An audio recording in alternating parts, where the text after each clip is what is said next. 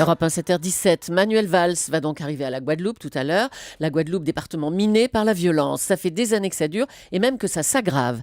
Ce matin, nous allons essayer de comprendre pourquoi, Thomas. Oui, et avec Emmanuel Renard. Bonjour Emmanuel, vous êtes l'envoyé spécial d'Europe 1 aux Antilles. Pour commencer, quelle est la réalité de la violence en Guadeloupe ? Écoutez, d'abord, c'est 39 meurtres depuis le début de l'année, plus du double qu'à Marseille. Alors, il y a là-dedans des règlements de compte, évidemment, mais pas seulement. Ce sont aussi des violences familiales, des bagarres entre voisins qui tournent mal. Et puis, autre chiffre, les braquages à main armée ont augmenté de 63% en un an seulement. C'est simple, à partir de 18h à Pointe-à-Pitre, par exemple, plus personne ne sort, la ville devient quasi déserte. 39 morts depuis le début de l'année. Il y a un élément déterminant, Emmanuel, pour expliquer tout ça. C'est le facteur social. D'ailleurs, je voudrais qu'on écoute le témoignage d'un jeune homme que vous avez rencontré. Après un an d'attente à Pôle emploi, il a dérapé, il a commis son premier braquage. Si on ne peut pas nous aider, on n'a pas le choix, donc on est obligé d'aller braquer, faire des trucs sales, vraiment sales, tu vois. Je viens de faire une prison, je viens de faire 18 mois, ça m'amène nulle part. Il faut donner les jeunes du travail, donner les jeunes quelque chose à faire. Emmanuel Renard, c'est vraiment un facteur dont on ne peut pas faire abstraction quand on parle de la situation en Guadeloupe, le chômage. Oui, c'est le fléau qui ronge la Guadeloupe. Le chômage, c'est 30% de la population, c'est 60% des moins de 25 ans. Alors les jeunes, job, comme ils disent, jobber, c'est travailler au noir. Ils ne s'en cachent même pas. Et puis le conflit contre la vie chère de 2009 n'est pas encore totalement digéré en Guadeloupe. D'abord, les prix de l'essence, de l'eau, des produits laitiers restent très élevés. Et puis ensuite, les 44 jours de grève générale menés par le fameux LKP d'Elie Domota, eh bien, on en ressent encore les conséquences aujourd'hui. Au tribunal de commerce, on affirme que chaque semaine, aujourd'hui, une entreprise ferme parce qu'elle ne s'est jamais remise des événements de 2009. Alors, ça dit, il y a des millions de chômeurs dans le pays qui ne passent pas là, qui ne deviennent pas des meurtriers, évidemment, ça n'explique pas tout.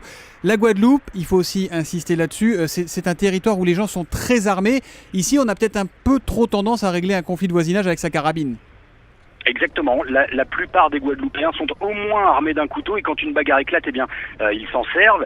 J'ai suivi une nuit l'équipe de la BAC, la brigade anti-criminalité. 2 heures ont suffi pour assister à un carjacking en pleine rue et à l'agression d'une jeune fille à son domicile par un homme armé d'un fusil de chasse qui voulait simplement lui voler son téléphone portable. Écoutez le beau-père de cette jeune fille, vous allez l'entendre, on n'est pas passé très loin d'un nouveau drame. La petite a refusé de lui donner, il lui a fait le signe, comme ça en disant à la mort je l'aurai. J'ai été le voir pour lui demander c'est quoi son problème. Il est reparti revenir avec une arme à feu. C'est pas dire que j'ai peur, je n'ai pas peur. Je vous ai appelé pour une seule chose. Je n'ai pas envie de faire les choses moi-même. Voilà, les armes à feu, Emmanuel Renard, mais aussi la drogue, omniprésente. Oui, de plus en plus de consommateurs de crack, de dealers de cocaïne, une drogue qui déferle sur les Antilles. D'ailleurs, un voilier intercepté par les douanes et par l'armée est arrivé hier en Martinique avec 300 kilos de cocaïne à son bord. Les armes, la drogue donc, mais aussi la structure familiale guadeloupéenne qui a beaucoup changé ces dernières années. Les hommes déclarent et reconnaissent de moins en moins leurs enfants. Les femmes, elles, eh bien, se retrouvent seules à assumer. Et la violence en Guadeloupe, c'est un peu la conjonction de tout cela. Alors, tout à l'heure, dans quelques heures maintenant, Manuel Valls va arriver à Pointe-à-Pitre, où vous avez mené votre enquête.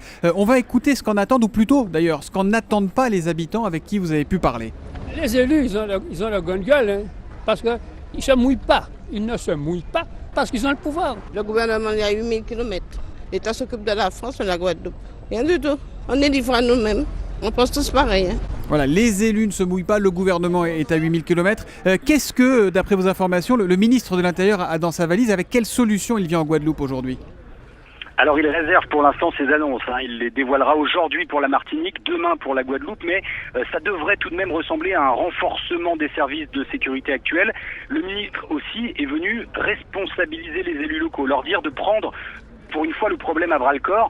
En face, les Antillais, eux, n'attendent pas simplement des renforts de police, ils veulent aussi et surtout une vraie politique d'insertion pour sauver cette jeunesse qui est en train de déraper. Merci beaucoup Emmanuel Renard, envoyé spécial d'Europe 1 aux Antilles. Évidemment, on va vous retrouver tout au long de la journée dans les rendez-vous d'infos d'Europe 1. Europe 1, 7h21.